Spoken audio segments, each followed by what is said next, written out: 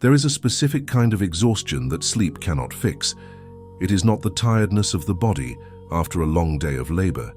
It is not the fatigue of the mind after solving a complex problem. It is something deeper. It sits in the chest, heavy and cold.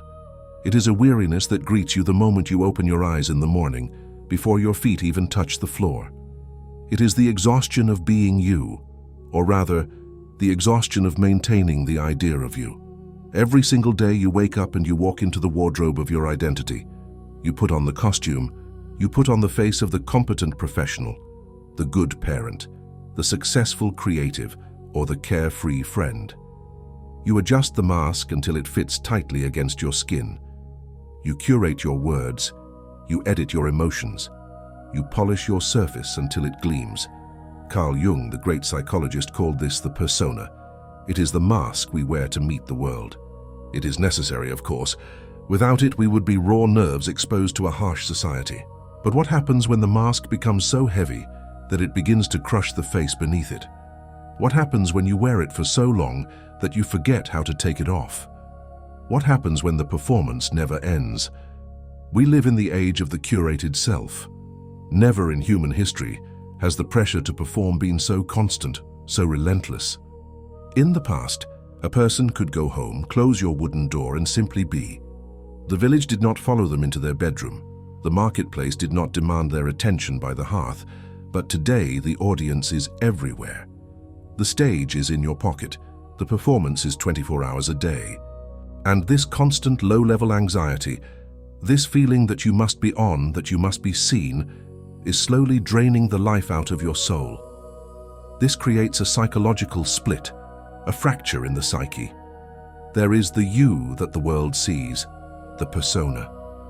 And then there is the you that feels, fears, doubts. The more energy you pour into the persona, the more you starve the real self. You become a ghost in your own machine. You might feel like a fraud, constantly waiting to be exposed. We call this imposter syndrome, treating it like a sickness. But perhaps it is not a syndrome. Perhaps it is a signal. It is your soul screaming at you, telling you that the role you are playing is too small for the spirit trying to live it. To understand the lethal danger of the perfect mask, we must look back in time. We must look at the life of a man who had constructed the greatest, most enviable persona of his century, and how that very perfection nearly destroyed him. We must look at the confession of Count Leo Tolstoy. The year is 1879. Imagine Russia in the grip of winter. Leo Tolstoy is, by every measurable standard, the most successful man in his world. He is 50 years old. He has already written War and Peace and Anna Karenina. He is not just a writer, he is a wealthy aristocrat. He has won the game of life. The mask is flawless, the statue is complete. But inside the palace of his success, Tolstoy is dying. In his memoir, aptly titled A Confession, he reveals a terrifying secret. He writes that during this peak of his fame, he had to remove all the ropes from his study room. He had to stop going out hunting with his gun. Why? Because the temptation to kill himself was so strong. Why would a man who has everything want to end it all? Because Count Tolstoy, the great writer, the wealthy noble, the genius, felt like a lie. He looked at his life, this magnificent structure he had built, and he saw only emptiness.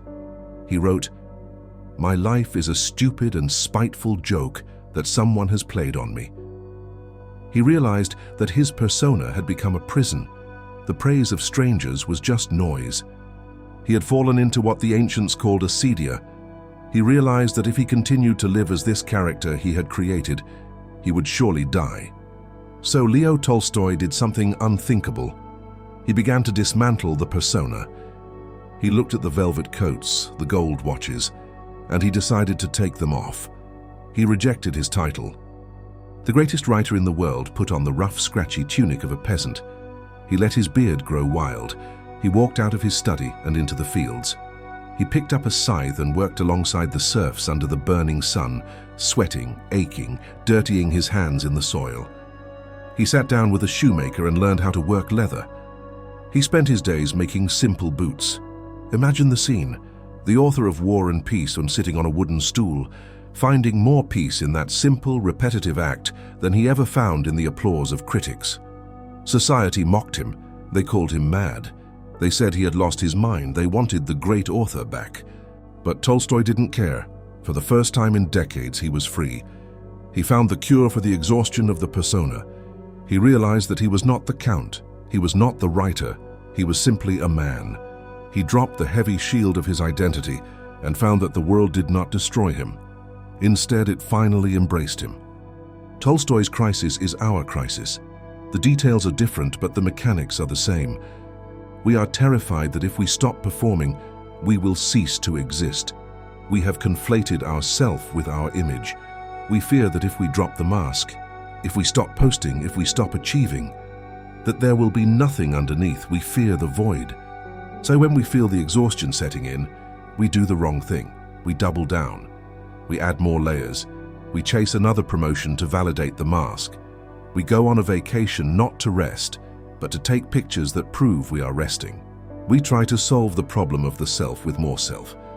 But you cannot cure a poisoning by increasing the dosage. The relief you are seeking, that deep, restful silence you crave, will not come from a better performance. It will come from the end of the show. The exhaustion you feel is the weight of the armor you are wearing to protect a self that doesn't need protecting. The real you, the one beneath the layers, is resilient. It is connected to life in a way the persona never can be. Vulnerability is not a weakness. It is the only way to touch reality. When you wear gloves, you cannot feel the texture of the wood. When you wear a mask, you cannot feel the kiss of the wind. To feel your life, you must touch it with your bare skin. You do not need to become a peasant like Tolstoy. You do not need to give away all your possessions. For most of us, the dismantling of the persona is a quiet, internal revolution. It starts with finding the places in your life where you can take off the costume. You need spaces where you are not the boss, where you are not the parent, where you are not the brand. You need relationships where you are allowed to be boring, where you are allowed to be weak, where you are allowed to be confused. You need hobbies that you are bad at, things you do not for mastery or applause, but for the simple joy of doing them, like Tolstoy making his boots. There is a Japanese concept called Sunao. It is often translated as meekness or obedience, but its roots go deeper. In the context of the inner life, Sunao means untrapped. It describes a mind that has no mask, a spirit that flows like water. A Sunao mind does not posture. It does not defend a false image. It simply sees what is and responds with what is. Imagine how much energy you would save if you stopped trying to hide. Imagine the sheer volume of mental resources that are currently tied up in image management, in anxiety. If you released that energy, it would flow back into you like a river returning to its bed. You would not just feel rested, you would feel alive. The world does not need another perfect statue. It has enough of them cold and stone-faced in the hallways of history. The world needs you, the real you, the tired, hopeful, messy, complex, breathing human being. Your persona is a tool. Use it when you must. But do not let it fuse to your skin. Do not mistake the map for the territory. At the end of the day, when the lights go down and the door is locked, take it off. Take off the success, take off the failure, take off the expectations. Hang the heavy costume by the door. Wash the paint from your face. Look into the mirror, past the reflection, into the eyes of the one who has been waiting for you all this time, and introduce yourself to yourself. Who are you when no one is watching? Who are you when you have nothing left to prove? That is the person who deserves your love. That is the person who deserves your rest. Stop performing. Start living.